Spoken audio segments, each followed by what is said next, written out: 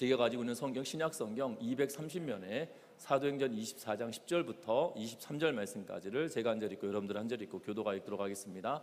사도행전 24장 10절부터 23절 말씀입니다. 제가 한 절 읽고 여러분들 한 절 읽고 교도가 읽도록 하겠습니다. 총독이 바울에게 머리로 표시하여 말하라 하니 그가 대답하되 당신이 여러 해 전부터 이 민족의 재판장 된 것을 내가 알고 내 사건에 대하여 기꺼이 변명하나이다.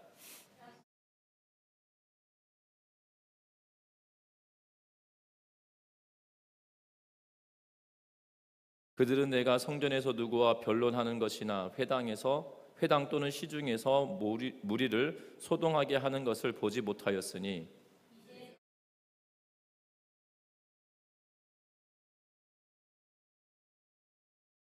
그러나 이것을 당신께 고백하리이다. 나는 그들이 이단이라 하는 도를 따라 조상의 하나님을 섬기고 율법과 선지자들의 글에 기록된 것을 다 믿으며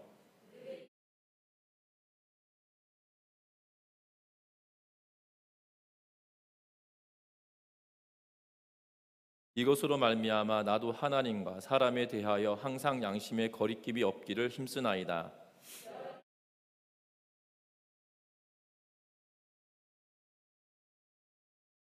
그리는 중에 내가 결례를 행하였고 모임도 없고 소동도 없이 성전에 있는 것을 그들이 보았나이다. 그러나 아시아로부터 온 어떤 유대인들이 있었으니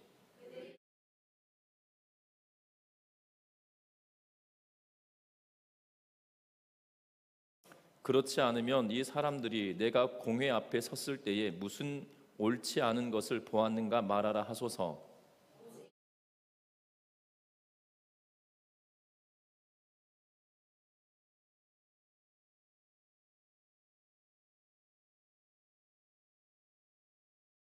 벨릭스가 이 도에 관한 것을 더 자세히 아는 고로 연기하여 이르되 천부장 루시아가 내려오거든 너희 일을 처결하라 하고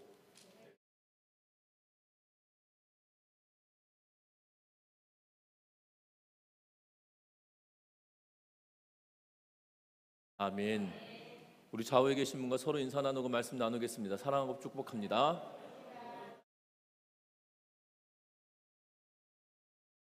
미디어가 계속 변화하고 다양해지는 요즘에 정보의 양이 많아지고 전달 속도가 빨라지면서 여러 가지로 발생하는 부작용들이 있는 것을 보게 됩니다.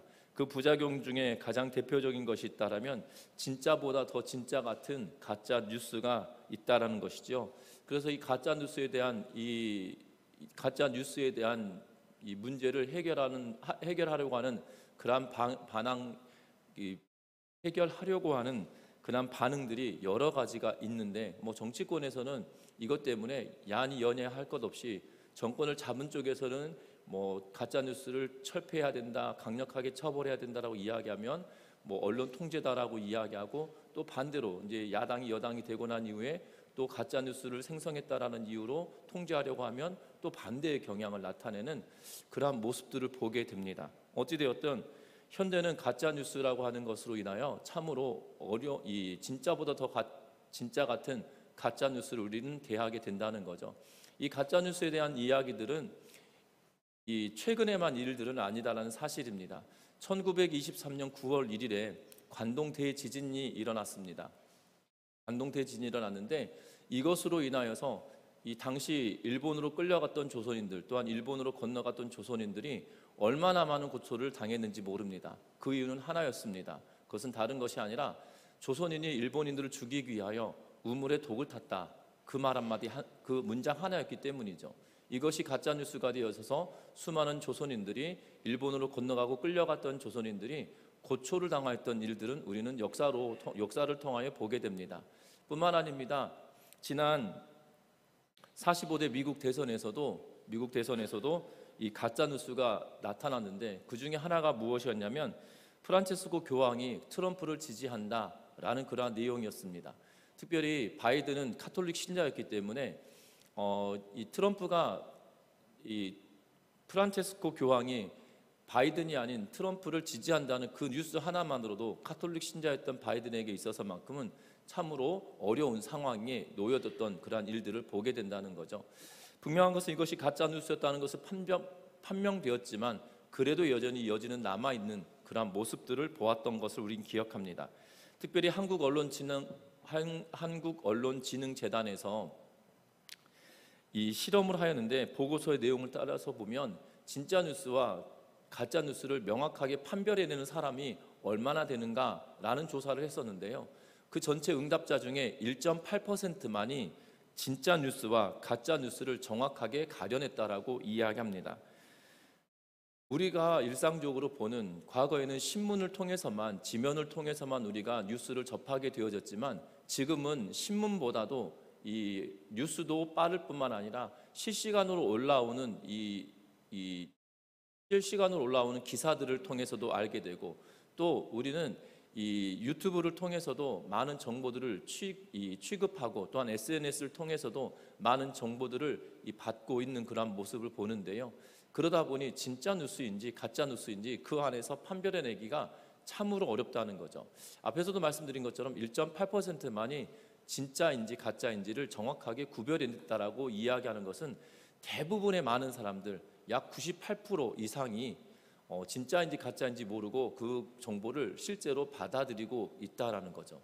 아마 그 내용을 받아들이고 있음에도 불구하고 내가 가짜 뉴스에 속았다라는 사실 자체를 인지하지 못하는 경우가 훨씬 많았다라는 사실이죠. 그래서 여러분들이 보고 있는 그러한 정보들 가운데 잘못된 것들이 있다 할지라도 구별해내지 못할 수도 있다는 것을 기억하면서 이 정보의 홍수의 시대에 좋은 것들을 얻어갈 수 있는 은혜가 있으시기를 주의 이름으로 부탁드립니다. 그러면서 이 정보 홍수의 시대에 어떻게 읽고 어떻게 쓸 것인가라는 주제를 가지고 이 종편에서 유시민 작가를 모시고 강의를 한 적이 있었는데요. 그 가운데 4가지 조건을 유시민 작가가 이야기하고 있는데, 첫 번째는 이 글을 생산해내고 있는 생산자가 누구인가냐는 거예요. 그러니까 이 글을 쓰는 사람이 이 사안에 대하여 정말 전문적으로 알고 있는 사람인가 아닌가, 이것을 찾아보는 것이 유익할 거다라고 이야기합니다. 또한 이 정보를 생산해내는 사람이 이 정보를 통한 이 정보를 생산해내는데 동기와 목적이 어디에 있는가라는 것을 상세히 살펴보아야 된다라고 말합니다. 또한 이 글을 쓰면서 정말 이 사람이 표현하는 것이 정확한가, 표현이 적절한가라는 것들을 꼼꼼하게 살펴본다라면 진짜 뉴스와 가짜 뉴스를 판별해낼 수 있을 거다라고 이야기하고, 마지막 4번째는 왜 이런 방식으로 글을 썼을까라는 것에 의문을 달고 이 글을 읽어간다라면 가짜 뉴스와 진짜 뉴스를 구별해내는데 유익할 거다라고 말하고 있는 것을 보게 됩니다.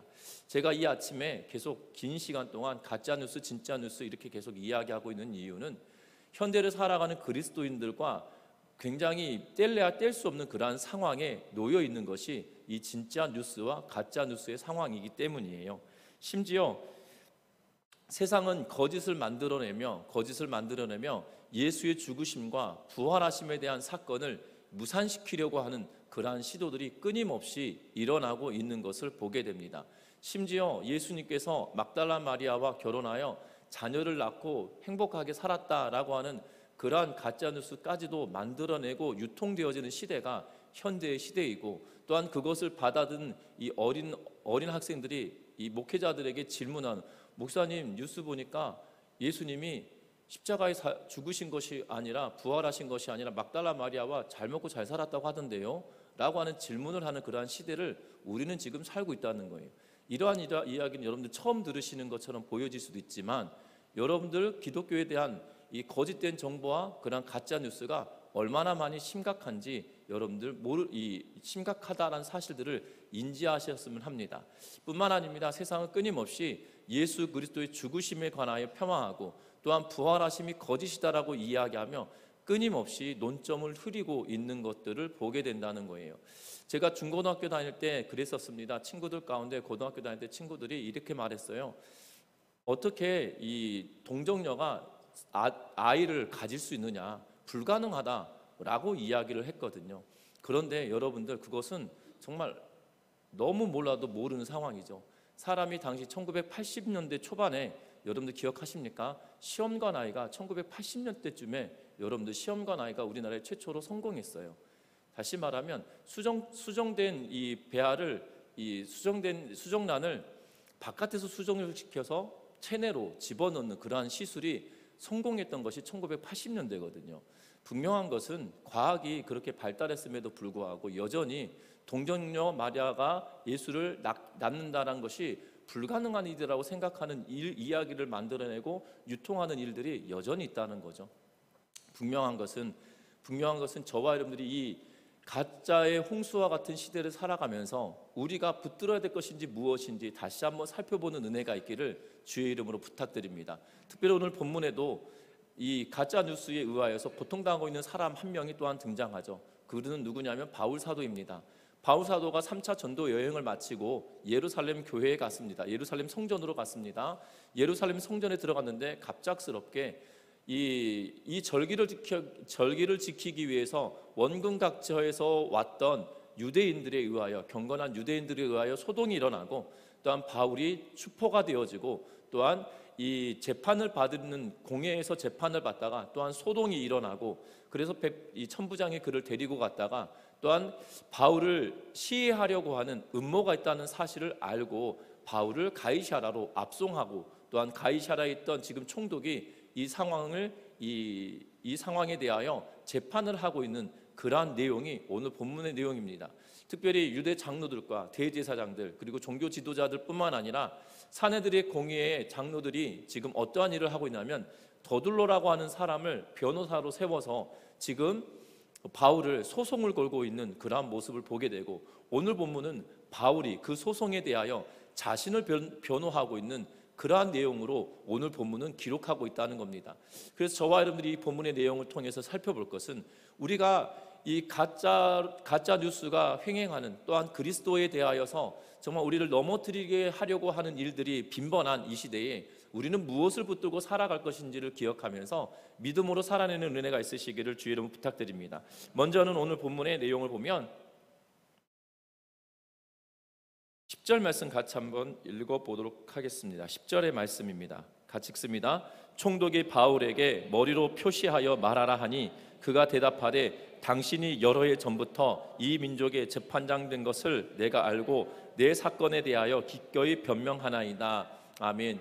오늘 이 본문은 뭐라고 이야기하냐면 바울이 무엇이라고 이야기하고 있냐면 총독이 바울에게 이 머리로 표시를 합니다. 그랬더니 바울이 말하죠. 그러면서 바울이 뭐라고 이야기하냐면 당신은 여러 해 전부터 이 민족의 재판장 된 것을 내가 알고 있다라고 하면서 그에 대하여 이 찬사의 말로 시작하고 있는 것을 보게 됩니다. 사실 찬사란 말을 쓰긴 했지만 더둘로가 표현했던 찬사에 비하면 아무것도 아닌 그러한 모습이죠. 더둘로는 뭐라고 이야기했냐면, 우리는 오늘 본문을 읽지 않았지만 24절 3절에 뭐라고 이야기하냐면, 벨릭스가 가여 우리가 당신을 힘입어 태평을 누리고 또 이 민족이 당신의 선견으로 말미암아 여러 가지로 개선된 것을 우리가 어느 모양으로나 어느 곳에서나 크게 감사하나이다 라고 하면서 아부성의 발언을 하고 있는 것을 보게 되죠. 사실 벨릭스는 유대인들에게 있어서만큼 그렇게 이 평화적이고 또한 유대인들에게 있어서만큼 호의적이었던 사람이 아니에요. 이 사람은 벨릭스는 역사적으로 굉장히 폭력적인 사람이다라고 이야기하고 있는 것을 보게 되는데, 그래서 이것은 이 더둘로의 말은 전혀 이 사실과 상관없는 그냥 아첨하기 위한 말이다라는 표현이 더 정확할 것입니다. 그런데 바울은 이야기합니다. 뭐라고 이야기하고 있냐면, 여러 해 전부터 당신이 이 민족의 재판장으로 세워져 있다. 그래서 이 민족에 대한 내용들을 잘 알고 있기에 당신이 공정한 재판을 할 거다라고 나는 믿는다라는 그러한 이 내용의 의미를 이야기하고 있는 것을 보게 되어져요. 아천성의 발언에 비하면 아무것도 아니지만 바울은 그에 대하여 공정한 재판을 하기를 기대하고 있고 당신은 그렇게 할 사람이다라고 지금 이야기하고 있는 것을 보게 되죠. 실제로 벨릭스는 빌라도가 유대 총독으로 가장 오랜 기간 동안 가장 오랜 기간 동안 총독으로 임명되어져 있었고 시간을 보냈는데 약 10년이라고 하는 시간을 보냈다라면, 이 벨릭스라고 하는 총독은 약 8년여간의 기간 동안 있어서 유대를 다스렸던 총독 중에 이 빌라도 다음으로 가장 오랫동안 통치하였던 인물로 보여집니다. 특별히 오늘 본문에 바울이 이야기했던 여러 해라는 표현을 쓰고 있어서 벨릭스라고 하는 사람이 지금 이 바울을 재판할 때는 적어도 2-3년, 적어도 3년 이상 되었을 거다라고 생각하는 경우들이 많은데, 실제로 그 정도 긴 기간 동안 이미 총독으로 재임하고 있었던 시간이었다는 거죠. 그래서 말하고 있다는 겁니다. 그러면서 뭐라고 이어서 말하고 있냐면, 지금 11절에 보면 이렇게 말합니다. 당신이 아실 수 있는 바와 같이 내가 예루살렘에 예배하러 올라간 지 열 이틀밖에 안 되었다라고 이야기하고 있는 것을 보게 됩니다. 이 열 이틀밖에 되지 않았다라고 말하면서 그가 자신을 변호하고 있는 이유는 다른 것이 아니라 진실한 변증을 하고 있는 그러한 모습으로 보여진다는 거예요. 특별히 이가 변호를 하고 있는데, 더들로가 했던 가장 마지막의 이야기가 무엇이었냐면 5절 말씀에 우리가 보니 이 사람은 전염병 같은 자라 천하에 흩어진 유대인을 다 소유하게 하는 자요 나사렛 이단의 우두머리라. 6절에는 이렇게 말합니다. 그가 또 성전을 더럽게 하려 함으로 우리가 잡아 싸우며 라고 이야기하면서 소동을 일으키는, 돌아다닐 때마다 소동을 일으켰던 사람이다. 그리고 그 소동이 이곳에서도 일어날 거다라고 생각하고 우리는 미리 그를 붙든 것이다 라는 말로 이 소송을 제기했다라면, 바울은 그렇지 않다라고 이야기합니다. 내가 소동을 일으킨 자다라면 긴 시간 동안 사람들을 접촉하고 사람들을 모의하고 사람들에게 어떻게 할 것을 지시하며 그 일들을 꾸몄을 거다라고 여길 수 있을 텐데, 나는 지금 예루살렘에 온 지 열 이틀밖에 되지 않았다 라고 이야기를 하고 있는 것을 보게 되죠. 그러면서 이 열 이틀 중에 바울 사도는 이 열 이틀 중에 실제로 나시린의 결례로 말미암아 이 정결 의식을 치르는 7일간의 기간을 빼고 나면 닷새를 이야기하고 있는 것을 보게 되거든요. 다시 말하면 정결 의식을 위하여 7일 동안 그가 이 정결 의식을 위하여서 돌아다닐 수 있는 시간이 그렇게 많지 않았다는 거예요. 사람을 접촉해서도 되지 않을 뿐만 아니라 또한 사람들을 만날 수 없는 그러한 이 정결 의식을 해야 했기 때문에 그가 정결 의식을 마치고 나면 남은 시간은 5일밖에 되지 않는다라는 거죠. 우리 코로나19가 막 시작되었을 때 2000년도 초반에 여러분들 기억하십니까? 감염되셨던 분이나 밀접 접촉하셨던 분들은 2주 동안 사람들을 만날 수도 없고 어디 돌아다닐 수도 없고 이렇게 격리되었던 것들을 기억합니다. 그래서 2주간이라고 하는 기간 동안에 누구를 만난다는 거 참으로 쉬운 일이 아니었거든요. 뿐만 아니라 초반에는 여러분들 기억하십니까? 마치 수사를 당하듯이 어떤 행적이 몇 분 몇 초에 어디를 지났고 문자 올 때마다 여러분들 깜짝깜짝 놀라셨잖아요. 그러니까 며칠 몇 시부터 몇 시 사이에 어디 매장을 방문하셨던 분은 코로나 검사를 받아라 라고 하면서 그 문자를 참 많이 받았던 것이 같은데, 엄청 오래된 것 같아요. 생각해보면 지금 생각해보면 엄청 오래된 것 같은데 몇 년 되지도 않았습니다. 그런 상황이거든요. 접촉할 수가 없었다, 누굴 만날 수도 없었다. 그것이 7일이고 5일 동안 내가 뭘 했겠느냐라는 거예요. 그것이 실제가 아니겠습니까? 바울 사도가 지금 말하는 게 5일 동안 소요를 일으키기 위하여 내가 무슨 작당 모의를 했다라면 5일의 시간이 긴 시간이 아니다 라고 지금 이야기하면, 나는 예루살렘에 와서 소요를 일으킨 사람이 아니다 라고 지금 이야기하고 있는 것을 보게 됩니다. 여러분, 아첨의 말로 장황하게 이야기했던 더둘로에 비하면 바울은 아첨한 것이 아닌 진실만은 지금 이야기하고 있다는 거예요. 바울 사도가 이렇게 법정에 서 있는 이유는 실제로 예루살렘 성전에 가서 그가 소요를 일으키고 분란을 일으키고 분쟁을 일으킨 그러한 주동자가 아니었다는 사실입니다. 어떻게 된 거냐면, 시장통을 돌아다닐 때 바울과 함께 이방인이 있었다. 그런데 성전에 바울이 있으니 그 이방인과 함께 성전에 들어와서 성전을 더럽힌 거 아닌가라고 하면서 경건하다고 불려지는 각처에서 왔던 유대인들에 의하여서 소동이 일어난 거예요. 바울이 소동을 일으킨 것이 아니고요, 소동의 장본인이 아니라 소동을 일으킨 사람들은 경건한 유대인이라고 불렸던 그들이었고, 그들이 성전에서 바울을 잡으라고 하며 소동을 일으켰고, 심지어 율법대로 지키며 말씀대로 행하며 정결의식을 행하려고 했던 바울을 붙들고 왔던 이가 바로 유대인들이었다는 거죠. 정반대의 상황을 연출해 놓고는 바울이 만들었다, 이 소유를 바울이 했다라고 이야기하는 것에 지금 바울은 진실되게 변증하고 있는 그러한 모습을 보게 된다는 겁니다. 여러분들, 우리가 신앙생활하면서 우리의 변론은 다른 것이 아니에요. 진실된 것만을 행할 수 있는 은혜가 저와 여러분들 가운데 충만하시기를 주의 이름으로 부탁드립니다. 그리스도인으로 삶을 살아갈 때 반드시 필요한 것은 내 삶 속에 역사하신 하나님이 어떠한 분이셨는가를 전하는 것이에요. 내가 어떻게 해서 어떻게 함으로 내가 어떠한 사람이다 라는 것을 증거하고 증언하는 것이 아니고요, 진실되게 하나님이 나에게 행하신 일들에 대하여 정확하게 전하는 것, 그것이 바로 그리스도인의 삶을 사는 거다라는 것을 기억하는 은혜가 있으시기를 주의 이름으로 부탁드립니다. 여러분들, 우리는 저 어렸을 때 보면 이 중고등부 수련회 가면 꼭 밤에, 수련회 밤에 이런 이야기들 참 많이 해요. 곧 이 선배들이 이 무용담 아닌 무용담들을 하거든요. 막 가위 눌렸을 때 예수 이름으로 물리쳤던 이야기들, 자다가 이 비몽사몽간에 눈을 떴더니 앞에 새카만 사탄이 있더라, 뭐 이런 이야기를 하면서 나사렛 예수 이름 명하노니 물러가라 했더니 그것이 순식간에 사라져 버렸다 라고 하면서 그런 이 사탄을 물리치는 무용담 이야기를 그 야심한 시간에 선배들이 이야기하면 막 이야기를 하거든요. 그런데 어느덧 그런 이야기가 1년 듣고 2년 듣고 그러면 그 선배의 이야기가 어느덧 변해가고 있는 것을 보게 됩니다. 예, 그 뼈대에 살이 붙고 한 3년쯤 지나고 나면 마치 군대에 갔다 온 이 병장 전역한 이 한 병사의 예비역 이 선배들 말처럼 한 절반은 뻥인 것 같은 상황이 되어지는, 살에 살이 붙는 그러한 일들을 보게 되는데, 우리는 그런 삶을 살아야 되지 않는다는 거예요. 예수 그리스도를 증거할 때 나에게 역사하신 하나님, 진실된 하나님만을 전할 수 있는 저와 여러분들 되시기를 주의 이름 부탁드립니다. 하나님은 우리의 삶에 개입하시고 역사하시거든요. 그런데 그것이 시간이 지나고 또 시간이 지나면 그것이 나에게 감동이 되어지지 않으니까 스스로가 이 MSG라고 불리죠. 스스로가 내 자신을 감동시키기 위하여 덧붙이는 일들이 벌어지는 게 아니라는 거예요. 그냥 진실되게 나에게 유익한 것이 아닌 주께 유익한 것을 전하며 살아가는 우리 모든 성도님들 되시기를 주의 이름으로 부탁드립니다.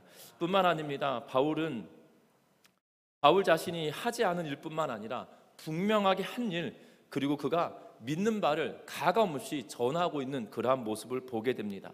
특별히 이렇게 이야기합니다. 나는 예루살렘에 예배하러 올라간 지 10이틀밖에 되지 않았다고 11절에 이야기했다라면 그가 이렇게 말합니다.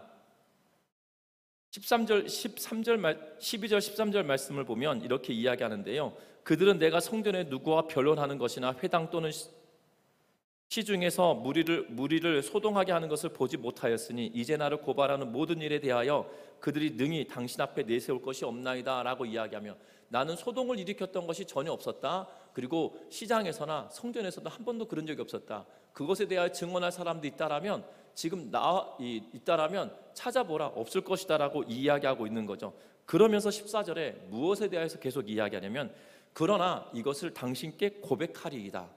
나는 그런데 당신한테 할 말이 있다.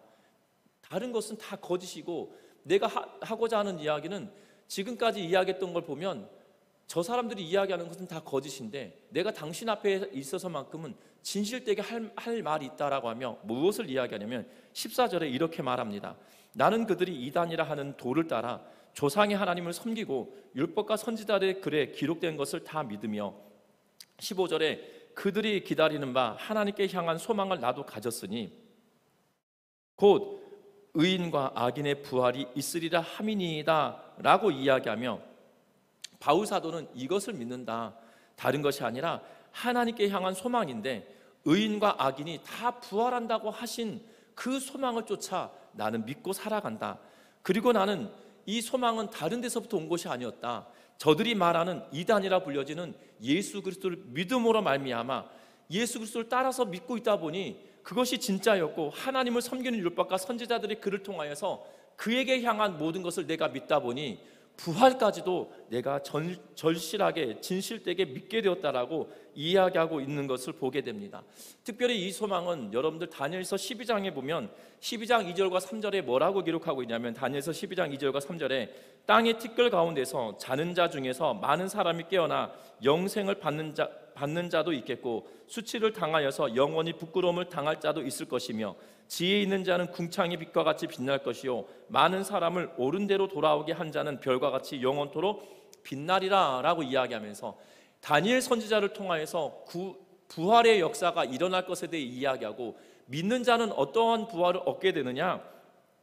지혜 있는 자는 궁창의 빛과 같이 빛날 것이다. 많은 사람을 옳은 대로 돌아오게 한 자는 별과 같이 영원토록 빛나게 될 거다라고 이야기하며, 의인의 부활에 대한 이야기들을 하고 모든 이들이 부활할 것에 대하여 다니엘이 이야기한 것을 나는 여전히 믿는다라고 하며, 바울이 거기서 악인과 부활이 있으리라 함을 내가 믿고 그것을 지키고 살아왔다라고 지금 말하고 있는 것을 보게 된다는 거예요.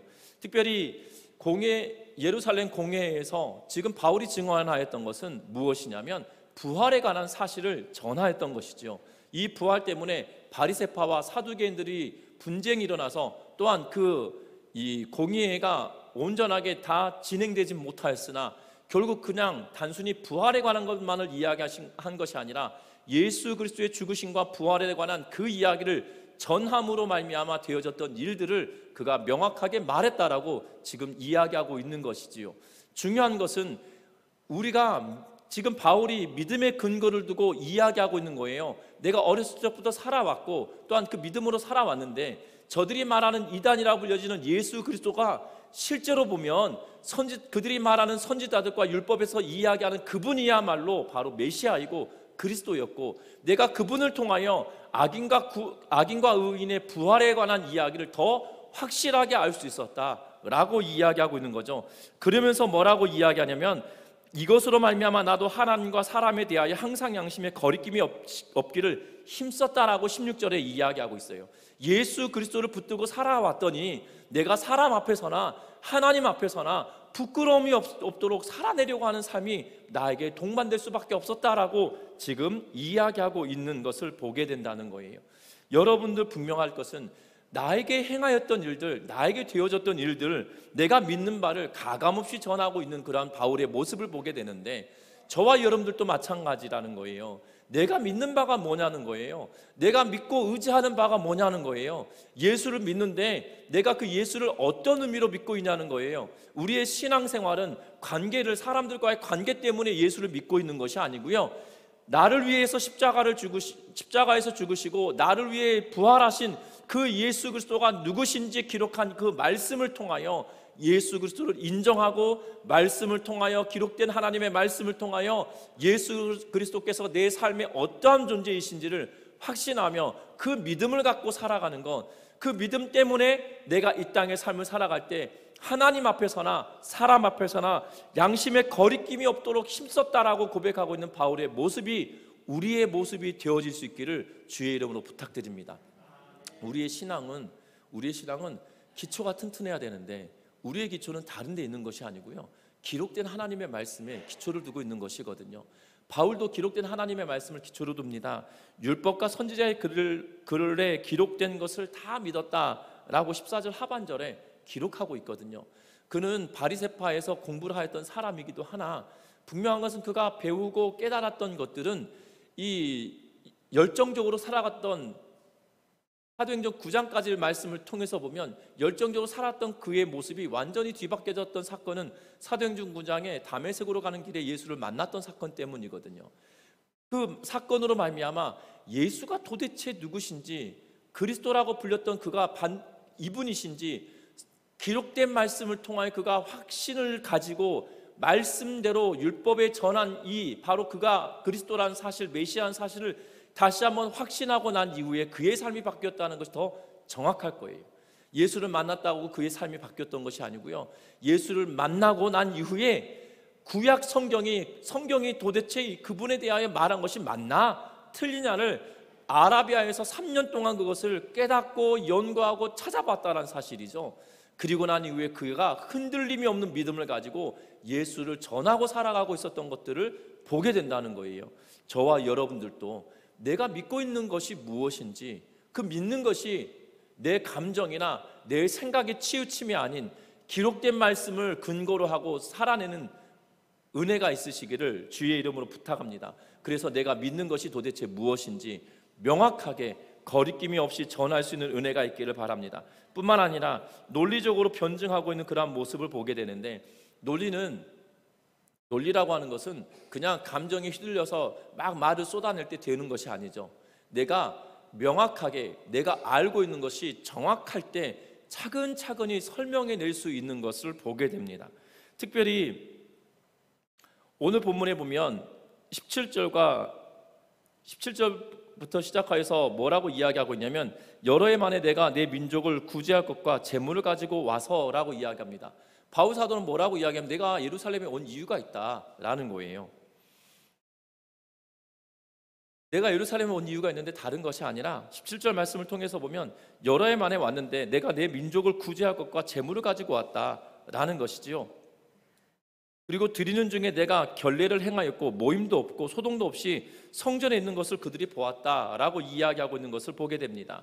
지금 내가 예루살렘에 온 것은 사람들을 소동하기 위해서 온 것이 아니었다라는 거죠. 여러분들, 소동을 일으키려고 하는 사람이 예루살렘에 지금 기근으로 말미암아 고통 중에 있는데 그들을 돕기 위하여 그들이 왔다. 그리고 재물을 가지고 각처를 돌아다니면서 그가 세웠던 교회들을 다니면서 그 교회가, 예루살렘 교회가 어려움을 당하고 있으니 돕자라고 하며 이 헌금을 모아가지고 바울 사도가 동행하는 이들을 통해서 지금 전달하기 위해서 온 거예요. 그러면 그들이 어려움 중에 있으니 돕겠다고 하며 재물을 가지고 온 사람이 그들 가운데 소란하려고 소동을 일으키는 것이 맞겠냐? 아니면 그들에게 재물을 전하고 고통당하는 이들을 도우려고 하는 이들이 선동하는 것이 말이 맞겠냐라고 하며 지금 논리적으로 설명을 하고 있는 것이거든요. 나는 그들을 도우려고 온 자이지 그들을 소동하게 만들어서 이 예루살렘이 시끄럽게 만들려고 한 사람이 아니다라는 거예요.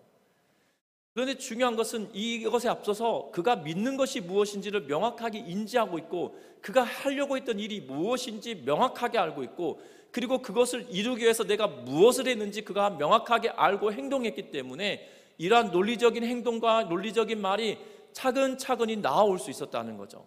우리가 믿는 믿음도 마찬가지예요. 우리가 누구 앞에서든 내 안에 믿는 믿음이 정확하지 않으면, 내가 믿는 것이 무엇인지에 대하여 명확하게 알지 않으면 설명을 할 때 우왕좌왕하게 되고 횡설수설하게 되어지고 이랬다 저랬다 하는 것이 내 안에 믿는 믿음이 명확하지 않기 때문이라는 거예요. 신앙생활을 할 때 우왕좌왕하는 신앙생활이 되지 않으시기를 주의 이름으로 부탁합니다. 왜냐하면 우리가 신앙생활하면서 내가 알고 있는 예수 그리스도에 대하여 우왕좌왕하고 있으면 내가 예수 그리스도에 대하여 증언할 때 가짜 뉴스밖에 되지 않는 거예요. 진짜를 가지고 있다 하더라도 그것은 가짜밖에 되지 않는다는 거죠. 여러분들 기억하셨으면 합니다. 이 땅의 삶은, 이 땅의 믿음으로 살아가는 것은 때로는 곤고하고 힘들 수 있습니다. 믿음을 붙들고 살아간다는 것은 어려움이 있을 수 있어요. 그러나 그 가운데 진짜를 붙들고 살아가는 이들이기에 어려운 중에 기뻐할 수 있고 어려운 중에 즐거워할 수 있는 은혜가 있으시기를 주의 이름으로 부탁드립니다. 특별히 바울이 이 신문을 받는 동안 명확하고 근거 있고 논리적이고 그가 믿는 것을 명확하게 전하고 났더니 어떤 결말을 보게 되냐면, 벨릭스가 22절에 보면 벨릭스가 이도에 관한 것을 더 자세히 아는 고로 연기하여 이르되 천부장 루시아가 내려오거든 너희 이를 처결하리라 하고 라고 이야기하고 나서 23절에 백부장에게 명합니다.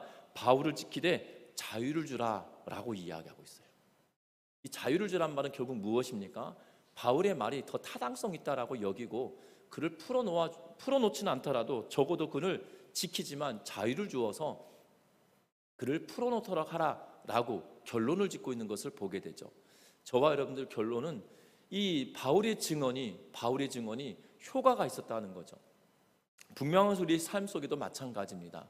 내가 알고 있는 예수 그리스도를 명확하게 증거해내고 드러내기 시작하면 이 땅의 삶을 살아갈 때 우리의 삶도 자유로워지기 시작하다는 거예요. 말씀을 맺으려고 합니다. 우리의 신앙의 여정에 예수 그리스도를 알고 살아가고 예수 그리스도를 믿고 살아가는 것이 때로는 어려움이 있을 수 있겠지만 그럼에도 불구하고 내가 믿는 예수 그리스도를 굳건하게 붙들고 믿음으로 살아내는 은혜가 있으시기를 주의 이름으로 부탁드립니다. 말씀을 맺으며 제 과거 이야기를 잠깐 하려고 하는데요. 제가 군생활하면서 이 충주에 있는 부대에 갔습니다. 저희 부대는 향토사단이어서 여기 전주에 있었던 이 사단과 똑같은 거거든요. 향토사단 예비군들을 훈련시키는 부대이기 때문에 현역병이 많지 않고 당시에는 단기사병이라 불리는 방위병들이 많았던 부대인데 제 앞에 기수서부터 점점점 방위병이 줄어들어가고 없어지던 때였기 때문에 현역병으로 군종병으로 한다는 것이 쉬운 일이 아니었어요. 왜냐하면 단기사병, 방위병이 했던 일이었는데 현역병이 하니까 이해가 되지 않는 거죠. 저게 뭐야? 라고 이야기하고 이해가 되지 않는 현역병들의 사회였는데 1년여간 기간 동안에 참으로 힘들었던 것 같아요. 왜냐하면 인식을 심어줘야 되고 어떠한 일을 하고 있는지 보여줘야만 했고 또한 그러다 보니까 뭐 얼차례도 참 많이 맞았던 것 같아요. 군종병인데 술 안 먹었더니 막 얼차례를 받고 이 머리밖에 한 2번 하고 매도 한 3번 정도 맞아주시고 그랬던 기억이 나거든요. 그리고 주일날 군종병인데 쉽게 말하면 이 부대 안에서 보면 부대 교회 안에서 어떻게 보면 전도사님이거든요. 그런데 전도사라는 그런 군종병이라는 개념이 없으니까 너 왜 주일날 교회 가냐고 때리고 뭐 그랬던 기억이 나요. 근데 그게 한 1년여 정도 동안 그렇게 됐었거든요. 근데 분명한 것은요, 내가 믿고 있는 하나님에 대하여 명확하게 정하기 시작하고 또한 내가 할 수 있는 방법으로 이 같이 군 생활하고 있는 이들에게 이로움을 주기 위해 애썼더니 결론적으로 1년이 지나고 났더니 어떤 일이 벌어지냐면 어려운 일이 있을 때마다 이렇게 말해요. 나 무슨 일이 있는데 기도 좀 해줘. 이렇게 말을 해요. 근데 그분들이 신앙생활 하는 분들이냐, 저를 때리고 갈궜던 그리고 술 안 마신다고 때렸던 그 고참들이거든요. 담배 안 피운다고 뭐라 했던 그 고참들이 야, 나를 위해서 기도 좀 해줘 라고 이야기하면 나 전역하는데 나가서 뭐 할까 걱정된다, 기도 좀 해줘, 이렇게 말하기 시작했어요. 여러분들 세상도 마찬가지인 것 같아요. 내가 믿는 예수 그리스도가 누구신지 명확하게 전하고 내가 증거하기 시작하고 붙들고 살아가기 시작하면 가짜라고 여겼던 것이 진짜처럼이 아니죠. 가짜라고 세상은 말하였지만 진짜가 나타나면 진짜가 세상을 바꾸게 된다는 거죠. 저와 여러분들이 진짜를 붙들고 살아가잖아요. 그럼 그 진짜를 붙들고 살아가기에 진짜가 세상을 바꿀 수 있다는 것을 기억하면서 저와 여러분들이 믿음으로 굳건하게 세상에 나아갈 수 있는, 또한 세상에서 내가 그리스도를 어떻게 전할 수 있는 것인지 내가 믿는 예수 그리스도를 명확하게 전하며 살아낼 수 있는 우리 모두가 되시기를 주의 이름으로 부탁드립니다. 그래서 이 땅에 정말 예수로 살아가는 인생, 예수를 전하며 살아가는 그러한 성도님들 되셔서 정말 우리의 인생에 정말 예수로 말미암아 충만한 은혜, 예수로 인하여서 전하는 삶이, 바울이 어떻게 보면 진짜 비참한 상황이잖아요. 로마 사람인데 법정에 끌려가 있고 어떻게 보면 비참한데 결국 그 비참함이 비참함으로 끝나는 것이 아니라 다시 자유를 누리며 다시 정상인의 삶으로 돌아오게 만드는 효과를 보듯이 우리도 그렇게 될 것을 기대하며 믿음으로 살아내는 우리 모두가 되시기를 주의 이름으로 부탁드립니다. 찬양합니다.